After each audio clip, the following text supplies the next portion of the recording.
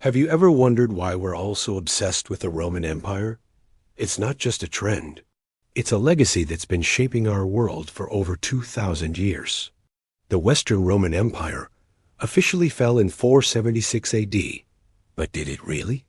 What if I told you the Roman Empire never truly collapsed? It just evolved. Today, we're going to uncover the hidden Roman threads woven into the very fabric of our modern lives. From the language we speak to the laws we live by, you'll be shocked to see just how Roman you are. Let's start with something you use every single day: language. If you're listening to this in English, you're practically speaking modern Latin. Over 60% of English words have Latin roots. Words like Senate, Republic, Justice, Liberty, they're not just English. They're Roman ideas packed into Latin-derived packages. And it's not just English. French, Spanish, Italian, Portuguese, and Romanian are literally called the Romance languages because they are the direct descendants of the Latin spoken by the Romans. Every time you say etc., you're speaking Latin. Every time you see abbreviations like AM, PM, or IE, you're using Roman conventions. So we're all speaking a little bit of Latin, but the influence goes way deeper than just words. Think about the buildings around you. That grand courthouse with its massive columns? The state capitol with its majestic dome? Pure Roman inspiration. The Romans were masters of engineering and architecture. They perfected the arch, the vault, and the dome, allowing them to build structures that were not only beautiful, but also incredibly durable. The Colosseum, the Pantheon, the aqueducts that still stand today, these are testaments to their genius. Modern stadiums, government buildings, and even shopping malls borrow heavily from Roman designs. They set the standard for public architecture, a standard we still follow. We've seen how Rome shaped our words and our skylines, but what about the very rules that govern our society? Stick around, because next we're diving into the legal and political systems that form the bedrock of Western civilization, and you won't believe how much of it was written in Rome. Welcome back. Let's talk about law. Ever heard the phrase, innocent until proven guilty? That's a Roman principle. The idea of a written legal code that applies to all citizens, the concept of natural law, and the right to face your accuser. These are all cornerstones of the Roman legal system that have been adopted by countless countries around the world. The Corpus Juris Civilis, or the Code of Justinian, compiled in the Eastern Roman Empire, became the foundation for civil law in most of Europe. So the next time you hear about a legal trial, remember that the fundamental principles of justice being applied have roots, stretching all the way back to the Roman Forum. And it's not just the law, it's the whole political structure. The United States, for example, is a republic, a word derived from the Latin res publica, meaning public affair. The U.S. government, with its Senate, its system of checks and balances, and its elected representatives, was heavily inspired by the Roman Republic. The Founding Fathers studied Roman history intensely, learning from both its successes and its failures, particularly its slide from a republic into an empire under a single ruler. They saw the Roman Republic as a model for a government of the people, a revolutionary idea that continues to shape democracies worldwide. So far, we've covered language, architecture, law, and politics. But Rome's influence also extends into something far more personal: our daily routines and infrastructure. The next time you turn on your tap, you might just have a Roman to thank. Stay with us to find out why. All right, let's talk about roads and water. The saying, "all roads lead to Rome," wasn't just a metaphor. The Romans built over 50,000 miles of paved roads, creating a network that connected their vast empire like never before. These weren't just dirt tracks. They were sophisticated, multi-layered constructions designed for durability and drainage.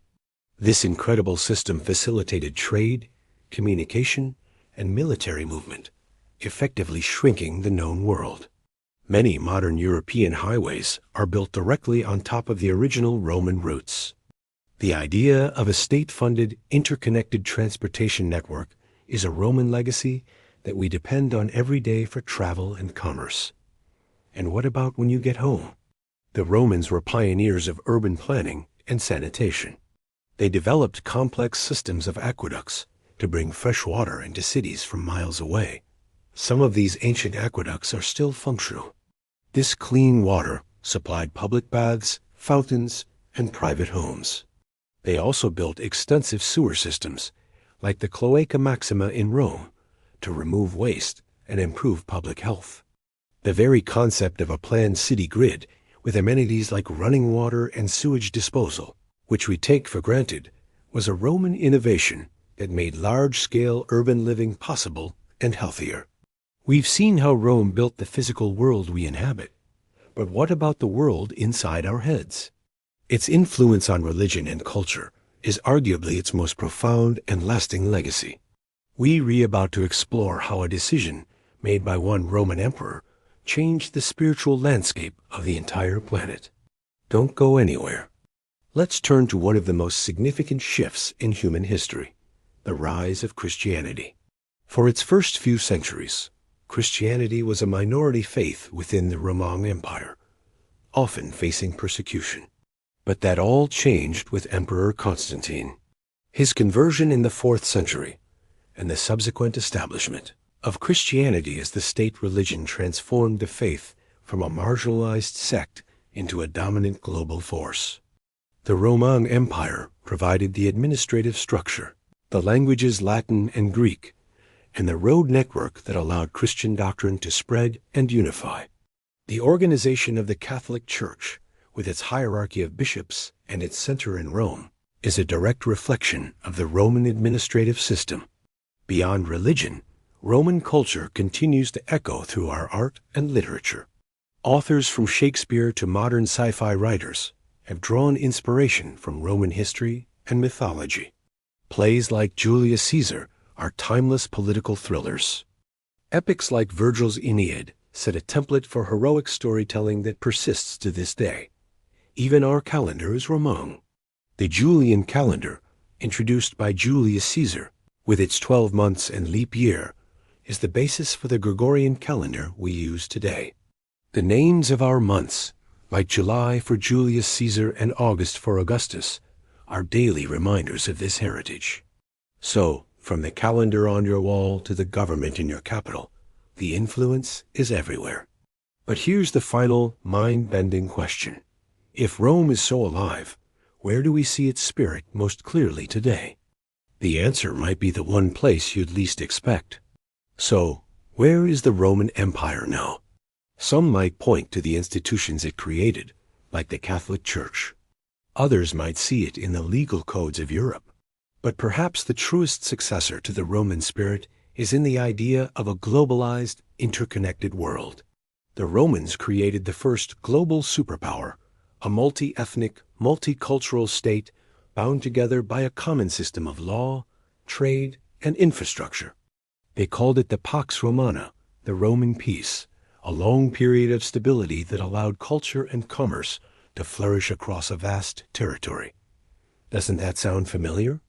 Today, we live in a world connected by international trade, the internet, and a shared global culture. We strive for international laws and institutions to maintain peace and stability.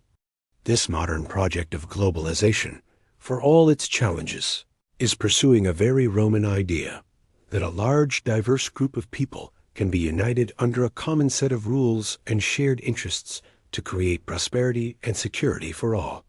The ambition, the engineering, the sheer scale of our modern world, it all carries the echo of Rome's grand vision. The Roman Empire as a political entity may be gone, but its DNA is embedded in our civilization. It's in our words, our buildings, our laws, and our ambitions. It never fell. It was simply absorbed, becoming the invisible foundation upon which the modern world was built. The next time you hear someone ask why people are so fascinated by the Roman Empire, you'll know the answer. It's because we are, in so many ways, still living in it. Thank you so much for joining me on this journey through time. If you enjoyed this and want to uncover more hidden histories, make sure to like this video and subscribe to the channel. Let me know in the comments which part of Rome's legacy surprised you the most. See you next time.